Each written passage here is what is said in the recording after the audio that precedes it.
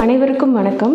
நம்ம already 6th ஸ்டாண்டர்டில் 3 பருவங்களுமே complete பண்ணியாச்சு. முதல் பருவம், 2ஆம் பருவம், 3ஆம் பருவம் கம்ப்ளீட் பண்ணியாச்சு.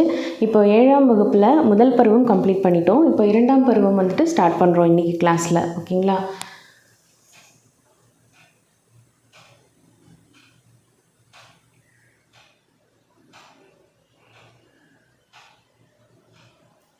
ஒன்றில் அறிவியல் தொழில்நுட்பம், அறிவியல் ஆக்கம், அதாவது கலங்கரை விளக்கம், கவின்மிகு கப்பல், தமிழரின் கப்பல் கலை, ஆழ்கடலின் அடியில் அப்படின்ற லெசன்ஸ்லாம் தான் நம்ம பார்க்க போகிறோம். ஓகேவா? ஸோ எல்லாமே வந்துட்டு கடற்கரை, கப்பல் அதை ஒட்டின லெசன்ஸாகவே தான் இருக்கும். ஓகேவா? ஸோ முழுக்க முழுக்க கப்பற்கலை, அந்த கப்பல் பற்றின விஷயங்கள் இதெல்லாம் வந்துட்டு நம்ம தெரிஞ்சுக்க போகிறோம்.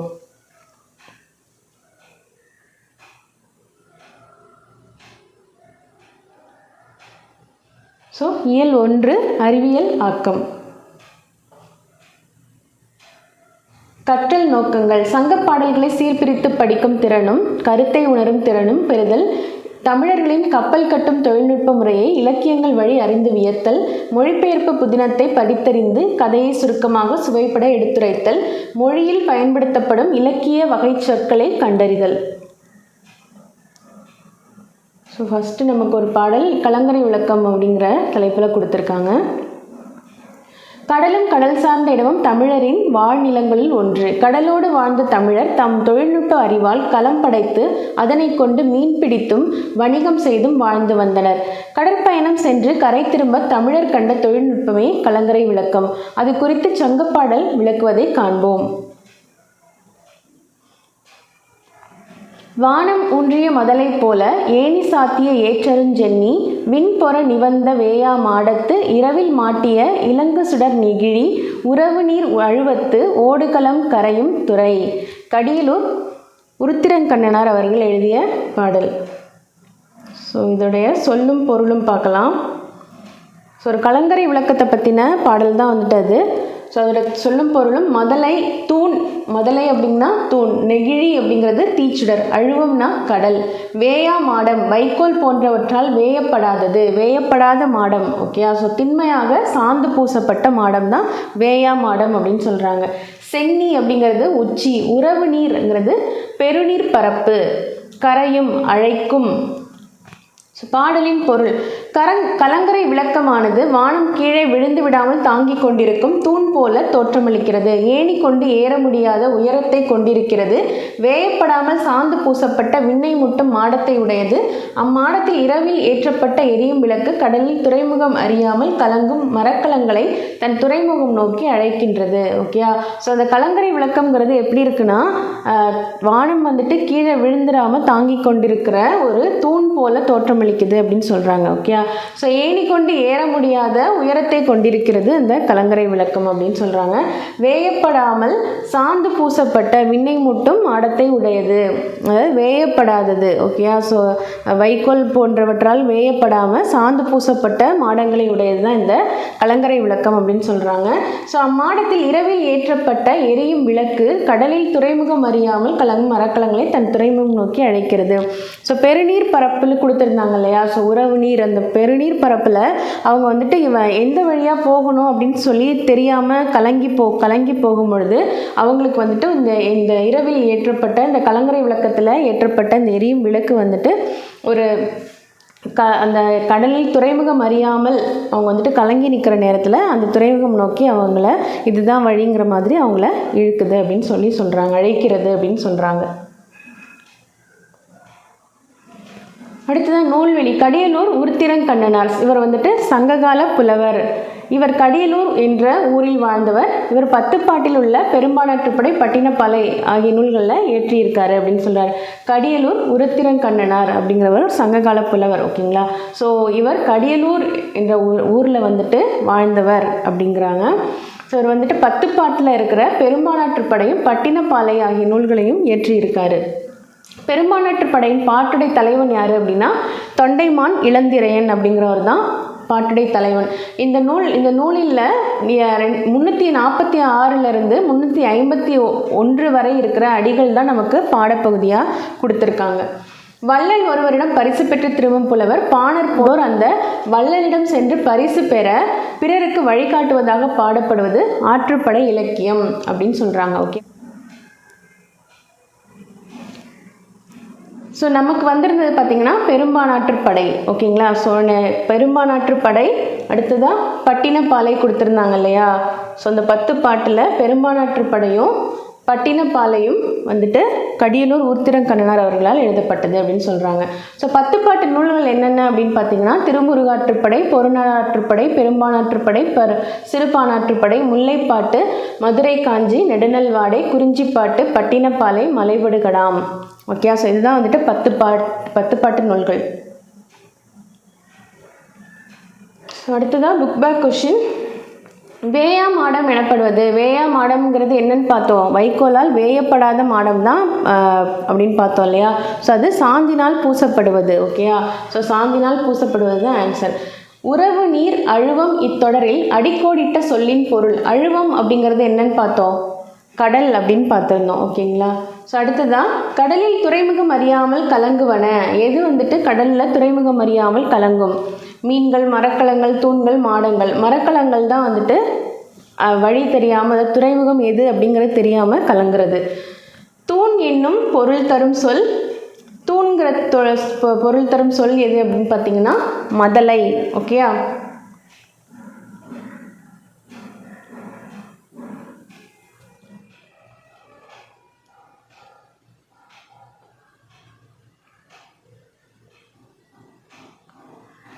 ஸோ ஃபஸ்ட்டுக்கு வேயா மாடம்ங்கிறது சாந்தினால் பூசப்படுவது, அழுவம் அப்படிங்கிறது கடல், கடலில் துறைமுகம் அறியாமல் கலங்குவன மரக்கலங்கள், தூண் என்னும் சொல் பொருள் தரும் சொல் மதலை. ஓகேயா, மதலைங்கிறது தூண்கிற பொருள் தரும் சொல். நெக்ஸ்ட் லெசன் கவின்மிகு கப்பல். இதுவும் கப்பலை பற்றின ஒரு பாடல் தான். ஓகேயா, ஸோ கடலும் கப்பலும் கண்ணுக்கு விருந்தாக காட்சியளிப்பவை, கலை வீசும் கடலில் அசைந்தாடி செல்லும் கப்பலை காண காண உள்ளம் உவகையில் துள்ளும். ஸோ கடலும் கப்பலும் கண்ணுக்கு விருந்தாக காட்சியளிப்பவை, அலை வீசும் கடலில் அசைந்தாடி செல்லும் கப்பலை காண காண உள்ளம் உவகையில் துள்ளும். அச்சம் தரும் கடலில் அஞ்சாது கப்பலோட்டியவர் நம் தமிழர். காற்றின் துணை கொண்டு கப்பலை செலுத்திய நம் முன்னோரின் ஸ்திரத்தை சங்கப்பாடலின் வழி அறிவோமா. ஸோ இதுதான் அந்த பாடல். உலகு கிளர்ந்தன்ன உருகெழு வங்கம் புலவு திரை பெருங்கடல் நீர் இடை போழ இரவும் எல்லையும் அசைவு இன்று ஆகி விரைசலல் இயற்கை வங்கூழ் ஆட்ட கோடு உயர் திணி மணல் அகன்துறை நீகான் மாட ஒளி எரி மருங்கு அறிந்து ஒய்ய. மருதன் இளநாகனார் அவர்கள் எழுதிய பாடல். ஸோ இது சொல்லும் பொருளும் பார்க்கலாம்.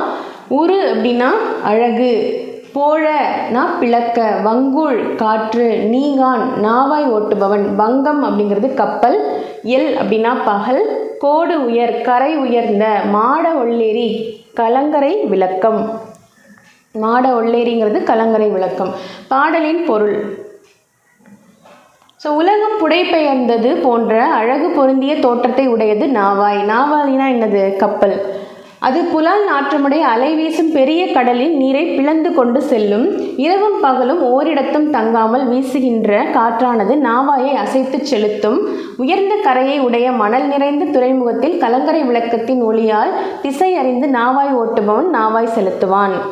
ஓகேயா, ஸோ உலகம் புடைபெயர்ந்தது போன்ற அழகு பொருந்திய தோற்றத்தை உடையது தான் இந்த கப்பல், நாவாய் அப்படின்னு சொல்கிறாங்க. ஸோ அது புலால் நாற்றமுடைய அலை வீசும் பெரிய புலால் நாற்றமுடைய கடலை வந்து புலால் நாற்றம் வீசுகிற ஒரு கடல் அப்படின்னு சொல்கிறாங்க. ஸோ அங்கே வந்த பெரிய கடலின் நீரை பிளந்து கொண்டு அந்த நாவாய் வந்து செல்லுது அப்படின்னு சொல்கிறாங்க. அந்த நீரை வந்து பிளந்து கொண்டு தான் நாவாய் செல்லுது அப்படின்னு சொல்கிறாங்க. இரவும் பகலும் ஓரிடத்தும் தங்காமல் வீசுகின்ற, அதாவது இரவும் பகலும், இரவுனாலும் சரி பகல்னாலும் சரி காற்று வந்து ஒரு இடத்துல இருக்காது இல்லையா. ஸோ அது எப்போவுமே வந்துட்டு அதோடைய வேலை செஞ்சிட்ருக்கோம்ல. ஸோ அந்த காற்றானது நாவாயை அசைத்து செலுத்துது அப்படின்னு சொல்கிறாங்க. ஓகே, ஸோ அந்த காற்று வந்து நாவாயை அசைத்து அது எங்கே போகணுமோ அந்த அந்த காற்றின் வழி அது வந்துட்டு போகுது அப்படின்னு சொல்கிறாங்க. உயர்ந்த கரையுடைய மணல் நிறைந்த துறைமுகத்தில் கலங்கரை விளக்கத்தின் ஒளியால் திசையறிந்து நாவாய் ஓட்டுபவன் நாவாய் செலுத்துவான் அப்படின்றாங்க. ஸோ லாஸ்ட் லெசன்லேயும் இதே மாதிரி தான் கலங்கரை விளக்கத்தின் மூலமாக இந்த ஒளியை வைத்து தான் வந்துட்டு கப்பல் வந்து கரைக்கு வருது அப்படின்னு சொல்லியிருந்தாங்க இல்லையா. ஸோ அதே தான் இங்கேயும் கொடுத்துருக்காங்க. ஓகேங்களா. ஸோ அடுத்ததான் நூல்வெளி. மருதன் இளநாகனார் சங்ககால புலவர்களில் ஒருவர். கலித்தொகையின் மருதத்திணையில் உள்ள 35 பாடல்களையும் பாடியவர் இவரே. மருதத்திணை பாடுதல் வல்லவர் என்பதால் மருதன் இளநாகனார் என அழைக்கப்படுகிறார். ஓகேயா. ஸோ மருதன் இளநாகனார்ங்கிறது இவரும் ஒரு சங்ககால புலவர்களில் ஒருவர். கலித்தொகையில் மருதத்திணையில் இருக்கிற 35 பாடல்களையும் இவர் பாடியிருக்காரு. ஓகேயா. ஸோ இவர் வந்துட்டு மருதத்திணை பாடுதலில் வல்லவர் அப்படிங்கிறதுனால இவரை மருதன் இளநாகனார் அப்படின்னு சொல்லி அழைக்கிறாங்க.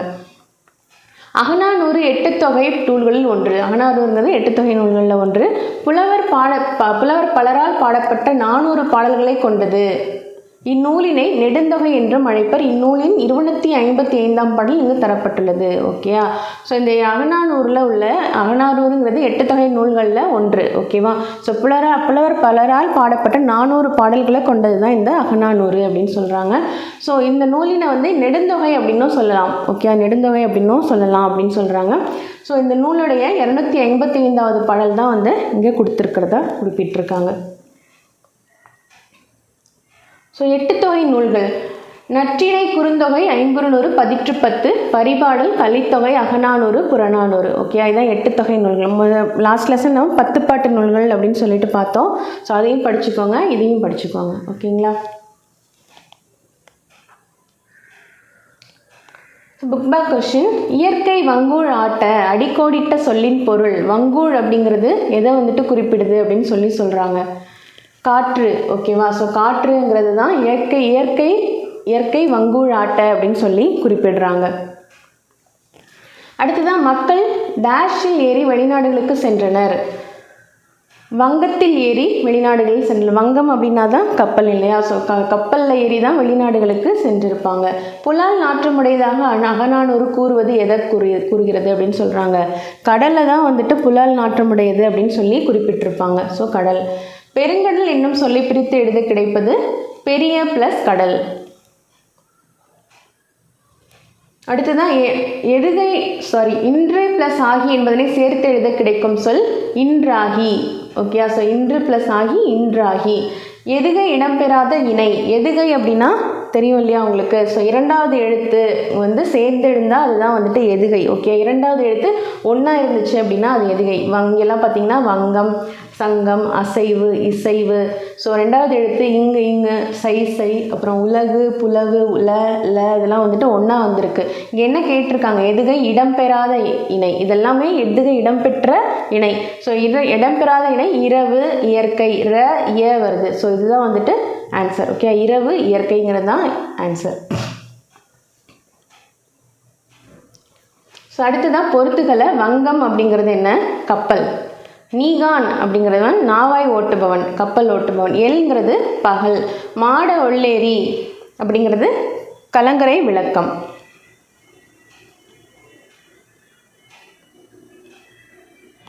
ஸோ நெக்ஸ்ட்டு, பயணம் செய்வதில் தமிழர்களுக்கு எப்பொழுதும் பெரு விருப்பம் உண்டு. பயணம் தரைவழி பயணம், நீர்வழி பயணம், வான்வழி பயணம் என 3 வகைப்படும். நீர்வழி பயணத்தை உள்நாட்டு நீர்வழி பயணம், கடல்வழி பயணம் என 2 வகைப்படுத்தலாம். வானூர்திகள் கண்டுபிடிக்கப்படாத காலத்தில் வெளிநாட்டு பயணத்திற்கு உதவியவை கப்பல்களே. கப்பல் கட்டுவதும் கப்பலை செலுத்துவதும் மிகச்சிறந்த தொழில்நுட்பம் சார்ந்த கலைகள் ஆகும். கப்பலை பார்ப்பதும் கப்பலில் பயணம் செய்வதும் மட்டுமல்லாமல் கப்பலை பற்றி படிப்பதும் உள்ளத்திற்கு உவகை தரும்.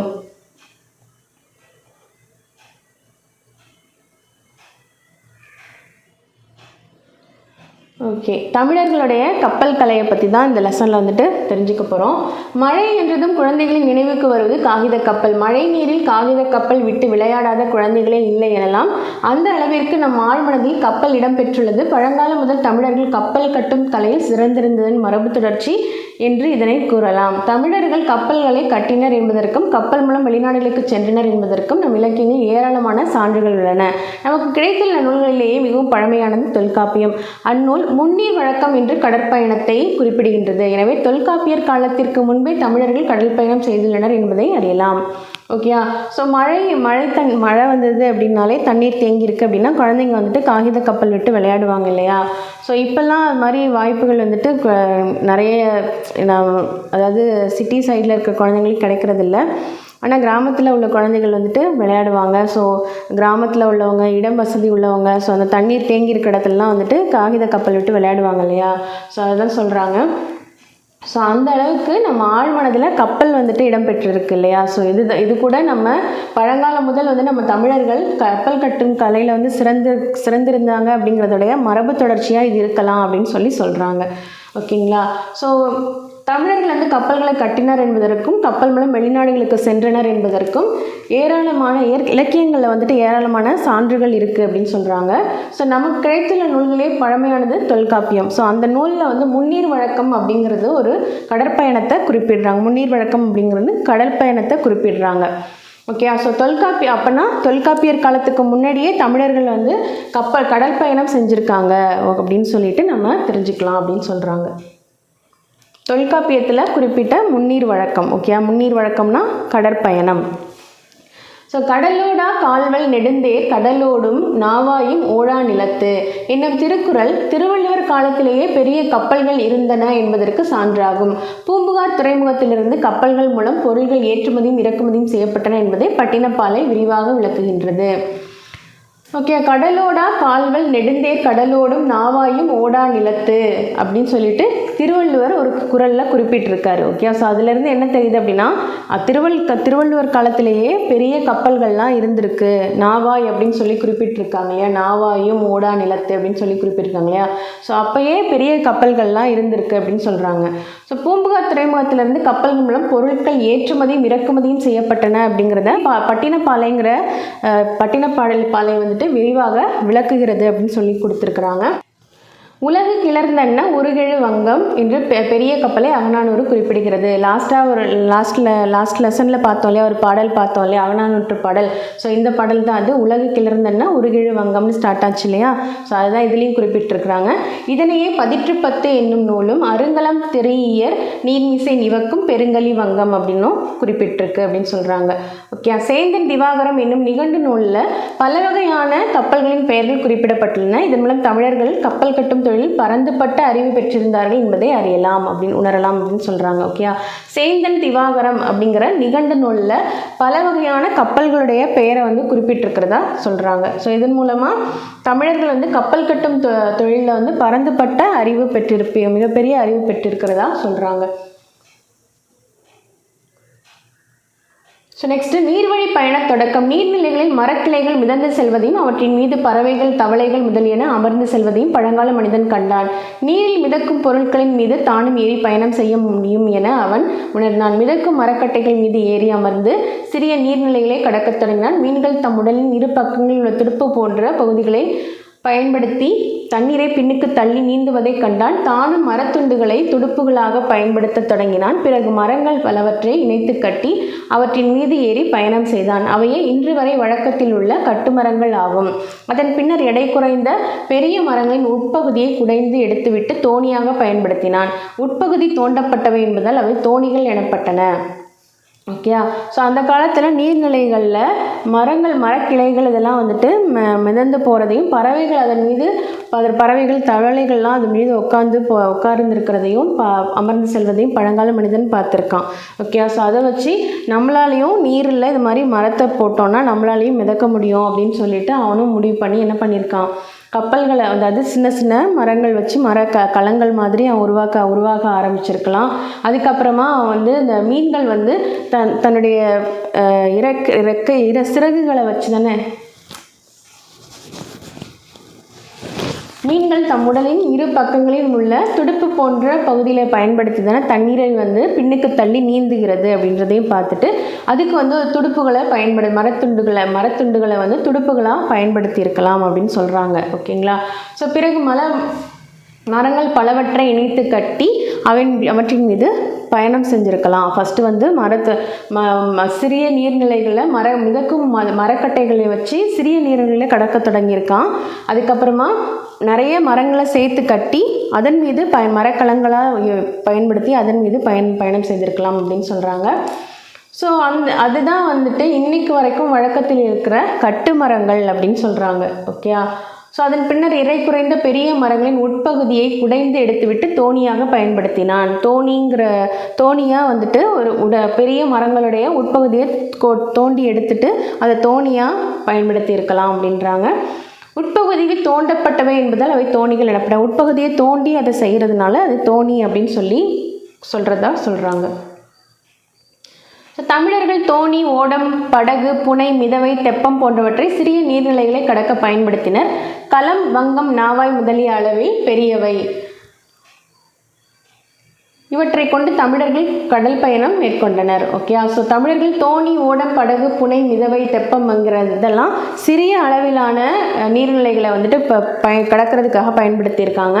களம், வங்கம், நாவாய்ங்கிறதுலாம் பெரிய அளவில் பெரிய கப்பல்கள். ஸோ அதை வந்து பெரிய நீர்நிலைகள்லாம் வந்துட்டு பெரிய நீர்ப்பரப்பு இருக்கிற இடத்துல அதை வந்து பயன்படுத்தியிருக்கிறாங்க அப்படின்னு சொல்கிறாங்க. ஓகே, ஸோ இதை வச்சு தான் அவங்க கடற்பயணம் மேற்கொண்டிருக்கிறதாகவும் சொல்கிறாங்க. ஸோ இது என்னன்னு பார்த்தீங்கன்னா, நியூசிலாந்து நாட்டு வெலிங்டன் அருங்காட்சியகத்தில் பழங்கால தமிழ்நாட்டு கப்பல்களில் பயன்படுத்தப்பட்ட மணி ஒன்று இடம்பெற்றுள்ளது. தமிழர்கள் அயல் நாடுகளுக்கு கப்பல்களில் சென்றனர் என்பதற்கு இதுவும் ஒரு சான்றாகும். பிற்கால சோழர்களில் ராஜராஜ சோழனும் ராஜேந்திர சோழனும் பெரிய கப்பற்படையை கொண்டு பல நாடுகளை வென்றனர் என்பதை வரலாறு பகிர்கிறது. ஸோ இதன் மூலமாக வந்துட்டு நியூசிலாந்து நாட்டில் வெல்லிங்டன்கிற அருங்காட்சியகத்தில் தமிழ்நாட்டு கப்பல்கள் வந்து பயன்படுத்தப்பட்ட மணி வந்து இடம்பெற்றிருக்கிறதா சொல்லியிருக்கிறாங்க இல்லையா. ஸோ தமிழர்கள் வந்து இதனால் அயல்நாட்டுக்கும் சென்று கப்பல்களில் வந்துட்டு பயணம் செஞ்சாங்க அப்படிங்கிறதுக்கு இது ஒரு சான்றாக இருக்குது அப்படின்னு சொல்கிறாங்க. ஸோ அதோட பிற்கால சோழர்களில் ராஜராஜ சோழனும் ராஜேந்திர சோழனும் பெரிய கப்பற்படையை கொண்டு பல நாடுகள் சென்றனர் அப்படிங்கிற வரலாறும் பகிருது இல்லையா. ஸோ இதெல்லாம் வச்சு நம்ம அயல்நாடுகளுக்கும் கப்பல்களில் சென்றதுக்கு ஒரு சான்றாக நம்ம இதை எடுத்துக்கலாம் அப்படின்னு சொல்கிறாங்க.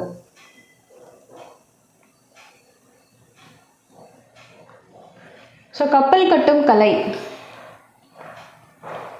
ஸோ தமிழர்கள் முற்காலத்திலேயே கப்பல் கட்டும் கலையை நன்கு அறிந்திருந்தனர். கப்பல் கட்டும் கலைஞர்கள் கம்மியர் என்று அழைக்கப்பட்டனர். இதனை களஞ்சை கம்மியர் வருகென கூவி என்னும் மணிமேகலை அடியால் அறியலாம். பெருந்திரளான மக்களையும் பொருள்களையும் ஏற்றிச் செல்லும் வகையில் பெரிய கப்பல்களை தமிழர்கள் உருவாக்கினர். நீண்ட தூரம் கடலிலேயே செல்ல வேண்டியிருந்தால் கப்பல்களை பாதுகாப்பானவையாகவும் வலிமை மிக்கவையாகவும் உருவாக்கினர் அப்படின்னு சொல்கிறாங்க. ஸோ தமிழர்கள் வந்துட்டு முற்காலத்திலேயே, அதாவது முற்காலத்தில்னா அந்த காலத்திலேயே வந்துட்டு நல்ல கப்பல் கட்டும் கலையை வந்து நல்லா தெரிஞ்சிருக்கிறதா சொல்லியிருக்காங்க. ஸோ கப்பலை கட்டுறவங்களுக்கு வந்துட்டு கம்மியர் அப்படின்னு சொல்லிட்டு அழைக்கப்பட்டதா சொல்கிறாங்க. ஓகே, ஸோ அவங்க கப்பலை கட்டித்தராங்க இல்லையா, உருவாக்கி தராங்கல்ல, ஸோ அவங்களுக்கு கம்மியர் அப்படின்னு சொல்லிட்டு பேர். களஞ்சை கம்மியர் வருகென கூவி அப்படிங்கிற வரிகள், அதாவது மணிமேகலை அடிகளால் இதை அறியலாம். கம்மியர்னு இவங்களை அழைத்ததை மணிமேகலையில் இதை குறிப்பிட்டிருக்கிறாங்க. ஓகேயா. ஸோ பெருந்திரளான மக்களையும் பொருள்களையும் ஏற்றி செல்கிற வகையில் பெரிய கப்பல்களை வந்துட்டு தமிழர்கள் உருவாக்கி இருக்கிறதா சொல்கிறாங்க. ஸோ அது வந்துட்டு இந்த தண்ணியில் போகும்பொழுது, அந்த நீர்நிலைகளில் போகும்பொழுது கடல்லையே தூரமாக போகிற மாதிரி இருக்கும் இல்லையா. ஸோ அப்போ கப்பல்களை வந்துட்டு ரொம்ப பாதுகாப்பானவையாகவும் வலிமை மிகுந்ததாகவும் அவங்க உருவாக்கியிருக்கிறாங்க அப்படின்னு சொல்கிறாங்க. கப்பல் கட்டுவதற்கு உரிய மரங்களை தேர்ந்தெடுப்பதில் தமிழர்கள் வந்து மிகுந்த கவனம் செலுத்தினர். கப்பல்கள் தண்ணீரிலேயே இருப்பவை என்பதால் தண்ணீரால் பாதிப்பு அடையாத மரங்களையே கப்பல் கட்ட பயன்படுத்தினர். நீர்மட்ட வைப்பிற்கு வேம்பு, இலுப்பை, புன்னை, நாவல் போன்ற மரங்களை பயன்படுத்தினர். பக்கங்களுக்கு தேக்கு, வெண்தேக்கு போன்ற மரங்களை பயன்படுத்தினர். மரத்தின் வெட்டப்பட்ட பகுதியை வெட்டுவாய் என்பர். அதன் நிறத்தை கொண்டு மரத்தின் தன்மையை அறிவர். கன்னடை என்பது இழைத்த மரத்தில் காணப்படும் உருவங்கள் ஆகும். மேலும் சுழி உள்ள மரங்களை பயன்படுத்தாமல் தவிர்த்தனர். நீளம், அகலம், உயரம் ஆகியவற்றை சரியான முறையில் கணக்கிட்டு கப்பல்களை உருவாக்கினர். இவற்றை தச்சுமுழம் என்னும் நீட்டளவையால் கணக்கிட்டனர். பெரிய படகுகளில் முன்பக்கத்தை யானை, குதிரை, அன்ன முதலியவற்றின் தலையை போன்று வடிவமைப்பதும் உண்டு. கரிமுக அம்பி, பரிமுக அம்பி என்றெல்லாம் இவை அழைக்கப்பட்டன. ஓகே, ஸோ அந்த கப்பல் கட்டுறதுக்கு வந்துட்டு உரிய மரங்களை வந்து அவங்க தேர்ந்தெடுத்ததாக சொல்கிறாங்க. ஓகே, ஸோ இதில் அதாவது தண்ணீரால் எந்த பாதிப்பும் ஏற்படாத வகையில், அதில் வந்துட்டு ஊறி போயிடாத வகையில் நம்ம வந்துட்டு எந்த மரத்தை தேர்ந்தெடுக்கணும் அப்படிங்கிறது அவங்களுக்கு நல்லா தெரிஞ்சிருக்கிறதா சொல்கிறாங்க. ஸோ அதுக்கு என்ன நீர்மட்ட வைப்பு இருக்குது, அதாவது நீர்மட்டத்தில் மிதக்குது இல்லையா. ஸோ அதுக்கு வந்துட்டு வேம்பு, இலுப்பை, புன்னை, நாவல் போன்ற மரங்களை பயன்படுத்தியிருக்காங்க. ஓகே, ஸோ பக்கங்களுக்கு சைடில் வந்துட்டு பக்கங்கள் இருக்கும் இல்லையா. ஸோ அதுக்கு வந்துட்டு தேக்கு, வெண்தேக்கு போன்ற மரங்களை பயன்படுத்தியிருக்கிறாங்க. மரத்தினுடைய வெட்டப்பட்ட பகுதியை வெட்டுவாய் அப்படின்னு சொல்லியிருக்கிறாங்க. ஓகே, ஸோ அந்த மரத்தினுடைய நிறத்தை வச்சே வந்து அது என்ன தன்மை உள்ளது, அது உறுதியானதா இல்லை வந்து உறுதி இல்லாததா அப்படிங்கிறத அவங்க தெரிஞ்சுக்கிட்டு இருக்கிறாங்க. கண்ணடை அப்படிங்கிறது என்ன அப்படின்னா அந்த மரம் இழைச்சதுக்கப்புறமா அதில் தெரியும் இல்லையா. ஸோ இப்போ மரத்தை வெட்டினதுமே ஒரு உருவம் அதில் தெரியும் இல்லையா. ஸோ லைட்டாக இருக்கும், ஒரு இடத்துல லைட்டாக இருக்கும், ஒரு இடத்துல டார்க்காக இருக்கும். ஸோ அதில் வந்துட்டு இருக்கும் இல்லையா. ஸோ அதெல்லாம் வந்துட்டு கண்ணடை அப்படின்னு சொல்கிறாங்க. ஸோ சுழி உள்ள மரம், அதில் வந்துட்டு அது வந்துட்டு சுழிகளாக இருக்குது அப்படின்னா அதை வந்துட்டு பயன்படுத்த மாட்டாங்க அப்படின்றாங்க. ஸோ நீளம் அகலம் உயரம் ஆகியவற்றை சரியான முறையில் கணக்கிட்டு அதை வந்து பயன்படுத்தி இருக்கிறாங்க. ஸோ இல்லையா. ஸோ ஒரு சைடு எல்லா சைடும் வந்துட்டு ஈக்குவலாக இருக்கணும் இல்லையா. ஸோ இந்த சைடில் ஒரு மாதிரி, இந்த சைடில் ஒரு மாதிரியும் அளவுகள் மாறிடக்கூடாது அப்படிங்கிறதுக்காக அளவுகளை வந்து தச்சு முழம் அப்படிங்கிற நீட்டளவையால் அதை கணக்கிட்டு சொல்கிறாங்க. அதோடைய முன்பக்கத்தில் வந்து யானை, குதிரை, அன்னம் போன்ற அதோடைய தலைகள், அதோடைய உருவத்துடைய தலைகள் மாதிரி உருவமைப்பு வச்சு அதை அலங்காரம் பண்ணியிருக்காங்க. அந்த கப்பல்களை வந்து அலங்காரம் பண்ணியிருக்கிறாங்க. ஸோ அதை வந்து கரிமுக அம்பி, பரிமுக அம்பி அப்படிங்கிறதெல்லாம் பேர் வச்சு அதை கூப்பிட்ருக்காங்க. ஓகேயா. ஸோ மரங்களையும் பலகைகளையும் ஒன்றோடு ஒன்று இணைக்கும் பொழுது அவற்றுக்கு இடையே தேங்காய் நார், பஞ்சு ஆகியவற்றில் ஒன்றை வைத்து நன்றாக இறுக்கி ஆணிகளை அரைந்தனர். சுண்ணாம்பையும் சணலையும் கலந்து அரைத்து அதில் எண்ணெய் கலந்து கப்பலின் அடிப்பகுதியில் பூசினர். இதனால் கப்பல்கள் பழுதடையாமல் நெடுங்காலம் உழைத்தன. இம்முறையை இத்தாலி நாட்டை சேர்ந்த மார்க்கோ போலோ என்னும் கடற்பயணி வியந்து பாராட்டியுள்ளார். இரும்பு ஆணிகள் துருப்பிடித்துவிடும் என்பதால் மரத்திலான ஆணிகளையே பயன்படுத்தினர். இந்த ஆணிகளை தொகுதி என்பர். ஓகேயா.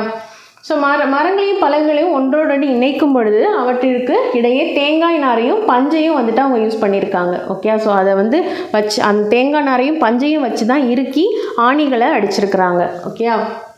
அடுத்ததாக சுண்ணாம்பையும் சணலையும் நல்லா அரைச்சி அதில் எண்ணெயை கலந்து தான் வந்துட்டு அடிப்பக்கத்தில் பூசி இருக்கிறாங்க. ஸோ அப்போ தான் வந்துட்டு கப்பல்கள் வந்து நெடுங்காலம் வரைக்கும் பழுதடையாமல் இருக்கிறதுக்கு காரணம் அப்படின்னு சொல்கிறாங்க. ஸோ இந்த முறையை வந்து இத்தாலி நாட்டை சேர்ந்த மார்க்கோ போலோங்கிறவர் வந்து வியந்து பாராட்டி இருக்காரு. ஓகே. இரும்பு ஆணிகள் துருப்பிடித்து விடும் அப்படிங்கிறது. இரும்பு ஆணி வந்து உப்பு தண்ணியில் படப்பட துருப்பிடிச்சிடும் இல்லையா. ஸோ அதனால் என்ன பண்ணியிருக்காங்கன்னா மரத்தினால் ஆன ஆணிகளையே வந்துட்டு பயன்படுத்தி இருக்கிறாங்க. ஸோ அந்த ஆணிகளுக்கு பெயர் தொகுதி. மரத்தினால் ஆன ஆணிகளுக்கு பெயர் தொகுதி அப்படின்றாங்க. ஸோ தெரிந்து தெளிவோம்ல என்ன சொல்லியிருக்காங்கன்னா, ஆங்கிலேயர் கட்டிய கப்பலை வந்துட்டு 12 ஆண்டுகளுக்கு முறை வந்துட்டு சரி செய்துட்டே இருக்கணும். ஆனால் தமிழர்களால் கட்டிய கப்பல்களை 50 வருஷம் ஆனாலுமே நம்ம வந்துட்டு சரிபார்க்க தேவையில்லை அப்படின்னு சொல்லி வாக்கர் அப்படிங்கிறவர் கூறியிருக்கிறதா சொல்கிறாங்க. வாக்கருங்கிற ஆங்கிலேயர் வந்துட்டு கூறியிருக்கிறதா சொல்கிறாங்க.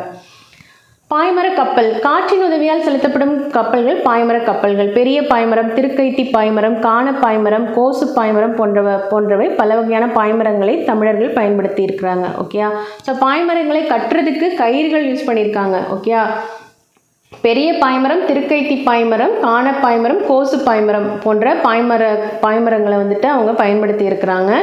பாய்மரங்களை கட்டும் கயிறுகளுக்கு பல வகை அந்த கயிறுகளும் வந்துட்டு பல வகைப்பட்டது. ஓகே. ஸோ என்ன அப்படின்னு பார்த்தீங்கன்னா, ஆஞ்சான் கயிறு, தாம்பாங்கயிறு, வேடாங்கயிறு, பளிங்கை கயிறு, மூட்டங்கயிறு, இளங்கயிறு.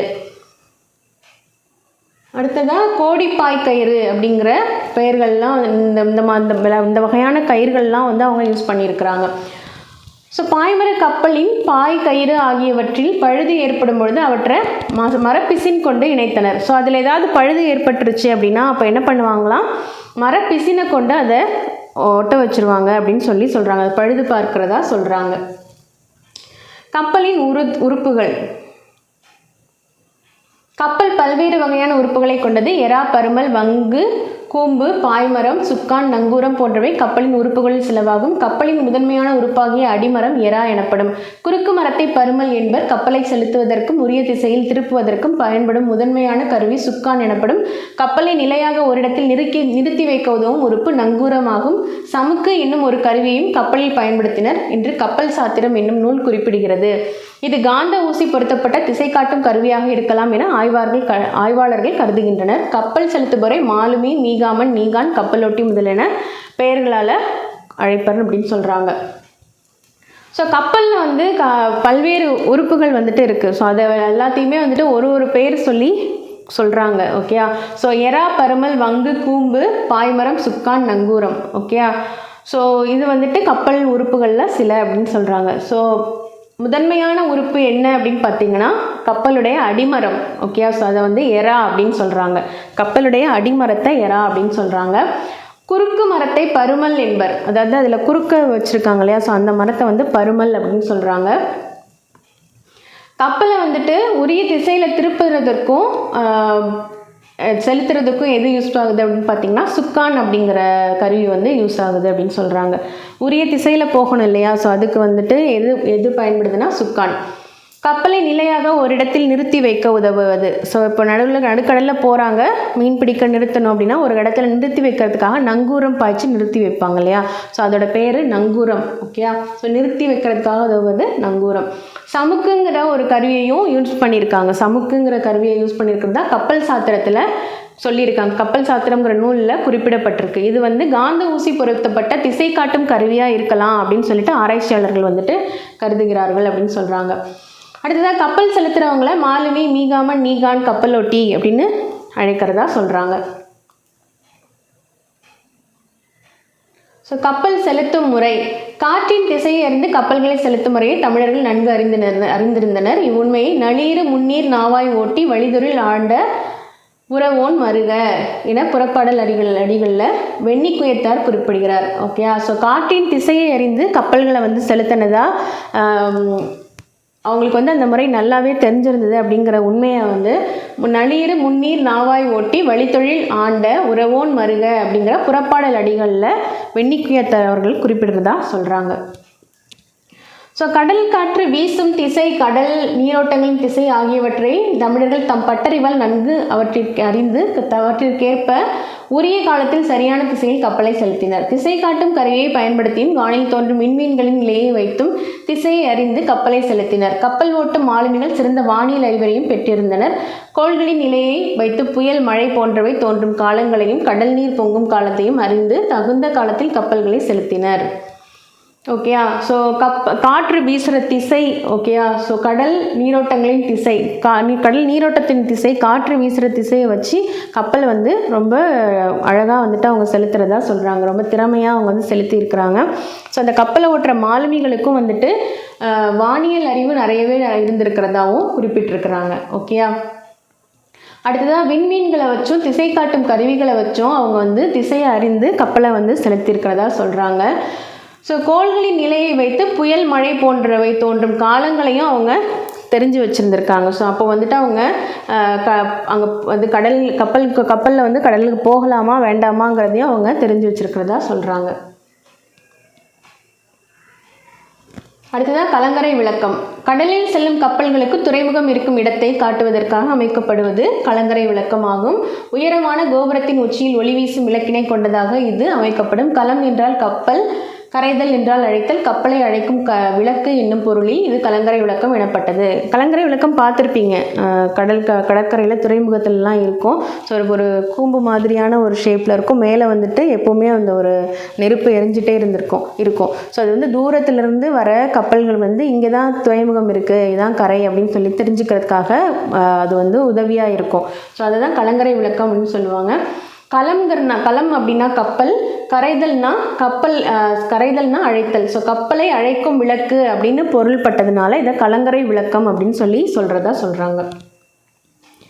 ஸோ பெரிய கப்பல்கள் துறைமுகத்தில் அருகில் வர இயலாது. எனவே கப்பல்களில் வரும் பொருட்களை தோணிகள் மூலம் கரைக்கு கொண்டு வந்தனர். இச்செய்தியை களம் தந்த பொற்பரிசும் கழித்தோணியால் கரை சேர்க்குந்து என புறநானூறு கூறுகிறதா சொல்கிறாங்க. பெரிய கப்பல் வந்துட்டு துறைமுகத்தில் வந்து நிறுத்த முடியாது இல்லையா, ஸோ அதை கொஞ்சம் தூரத்துலேயே நிறுத்திட்டு அதில் உள்ள பொருட்கள் எல்லாம் வந்து தோணி மூலமாக கரைக்களுக்கு கொண்டு வந்து சேர்த்ததா இந்த புறநானூற்று பாடல் வந்து குறிப்பிடுறதா சொல்கிறாங்க. ஸோ தெரிந்து தெளிவோம்ல. கடல் ஆமைகள் இனப்பெருக்கத்துக்காக தகுந்த இடம் தேடி நீண்ட தூரம் பயணம் செய்கின்றன. அவை செல்லும் வழியை செயற்கைக்கோள்கள் மூலம் தற்போது ஆராய்ந்துள்ளனர். அவ்வழியில் உள்ள நாடுகளுடன் தமிழர்கள் வாணிக தொடர்பு கொண்டு இருந்ததை அறிய முடிகிறது. எனவே பழந்தமிழர்கள் ஆமைகளை வழிகாட்டிகளாக பயன்படுத்தி கடல் பயணம் செய்திருக்கலாம் என்ற கருத்தும் உண்டு அப்படின்னு சொல்கிறாங்க. ஸோ கடல் ஆமைகள் வந்து இனப்பெருக்கத்துக்காக தகுந்த இடம் தேடி போய் தான் அதோட இனப்பெருக்கம் செய்யுமா. ஸோ அதை வந்து செயற்கைக்கோள்கள் மூலம் தற்போது ஆராய்ந்ததில் அது வந்து முற்காலத்தில் வந்து நம்ம தமிழர்கள் வந்துட்டு வாணிக தொடர்பு கொண்டிருந்ததை அறிய முடிகிறதா சொல்கிறாங்க. ஸோ பழந்தமிழர்கள் வந்து ஆமைகளை வழிகாட்டிகளாக பயன்படுத்தியிருக்கலாம் அப்படின்னும் சொல்கிறாங்க.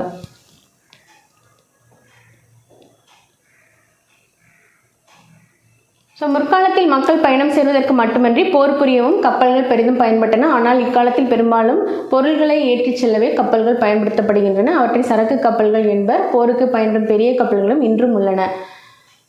ஓகேயா, ஸோ இதோட முடியுது. ஓகே, மக்கள் பயணம் செய்கிறதுக்கு மட்டும்தான் வந்துட்டு அப்போ வந்துட்டு மக்கள் பயணம் செய்கிறதுக்கு மட்டும் இல்லாமல் போர் புரியவும் கப்பல்களை பயன்படுத்தி இருக்கிறதா சொல்கிறாங்க.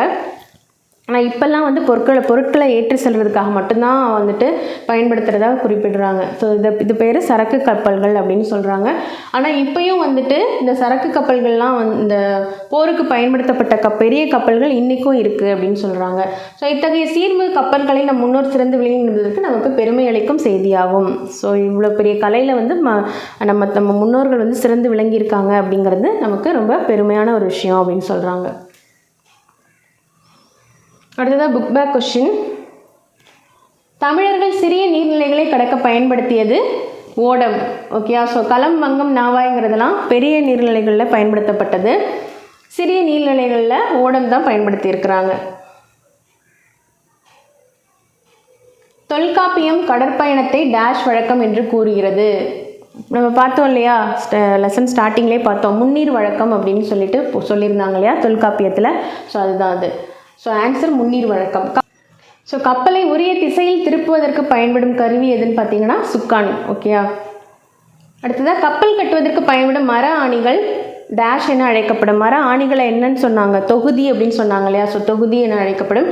கப்பல் ஓரிடத்தில் நிலையாக நிற்க உதவுவது நங்கூரம். நங்கூரம் பாய்ச்சி ஒரு இடத்துல நிறுத்துறதா நம்ம பார்த்தோம் இல்லையா. ஸோ நங்கூரம் அப்படிங்கிறது. இழைத்த மரத்தில் காணப்படும் உருவங்கள் கண்ணடை என குறிப்பிடப்படும். இழைத்த மரத்தில் காணப்படும் உருவங்கள் கண்ணடை. ஸோ அடுத்ததான் எறா, அடிமரம். ஓகே, ஸோ எறாங்கிறது அடிமரம், அடியில் நம்ம கப்பலின் அடியில் யூஸ் பண்ணுறது தான் எறான்னு பார்த்தோம். பருமல்ங்கிறது குறுக்கு மரம். மீகாமன் அப்படிங்கிறது கப்பலை செலுத்துபவர். மீகாமன்கிறவர் கப்பலை செலுத்துபவர். காந்த ஊசி திசை காட்டும் கருவி.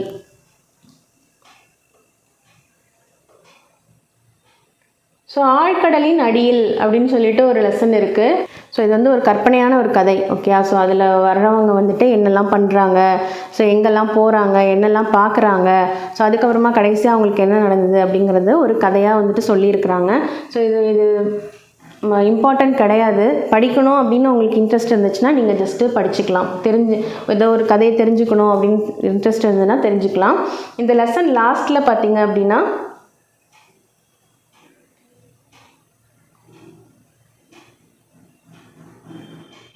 நூல்வெளி கொடுத்துருக்காங்க. ஸோ இதை மட்டும் படிச்சுக்கோங்க. ஓகேங்களா. அறிவியல் புனைக்கதைகளின் தலைமகன் என்று புகழப்படுபவர் ஜூல்ஸ் வெர்ன். இவர் பிரான்ஸ் நாட்டை சேர்ந்தவர்.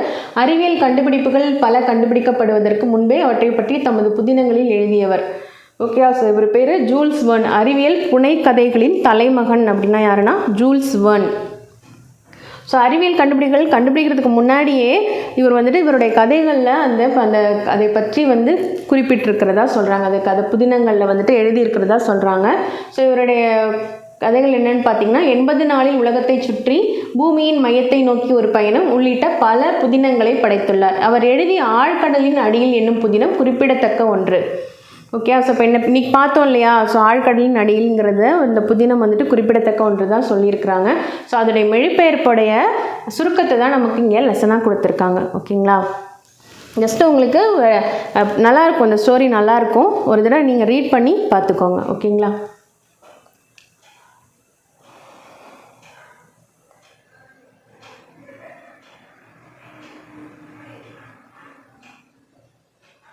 ஸோ கலைச்சொல் அறிவோம்ல கலங்கரை விளக்கம் லைட் ஹவுஸ், பெருங்கடல் ஓஷியன், கப்பல் தொழில்நுட்பம் மரைன் டெக்னாலஜி, கடல்வாழ் உயிரினம் மரைன் கிரியேச்சர், நீர்மூழ்கி கப்பல் சப்மரைன், துறைமுகம் ஹார்பர், புயல் ஸ்டாம், மாலுமி செயிலர், நங்கூரம் ஆங்கர், கப்பல் தளம் ஷிப்யார்டு.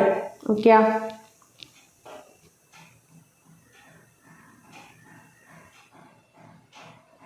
ஸோ இதோட நமக்கு இயல் 1 கம்ப்ளீட் ஆகுது. 2ஆம் பருவத்தில் இயல் 1 கம்ப்ளீட் ஆகிடுச்சு. இயல் 2 நெக்ஸ்ட் கிளாஸில் நம்ம பார்க்கலாம். நன்றி, வணக்கம்.